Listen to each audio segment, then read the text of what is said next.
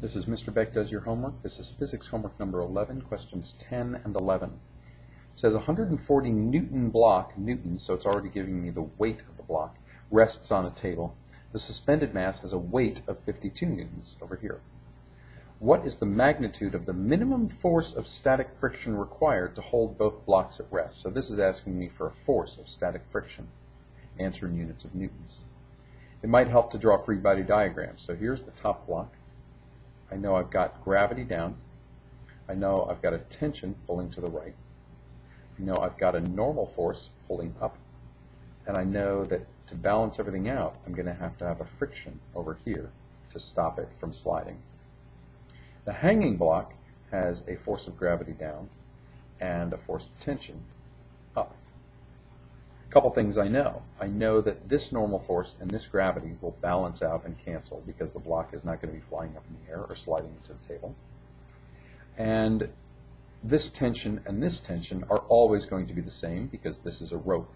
So I know here my normal equals gravity. And here this tension equals this tension. I'll just kind of put that in the middle because those two are the same rope, and the same rope will always have the same tension in it. And finally, here I have, I want to hold both blocks at rest. So if this is all standing still, then I know all forces up and down, left and right must be balanced. So this friction must equal this tension, and this tension must equal gravity. So what I've got, since it's at rest, I know that my force of friction on the left one must equal the force of tension, and from the right one, I know that my force of tension must equal my force of gravity. So what is the force of gravity on this block? Well, look at that, it's 52 newtons.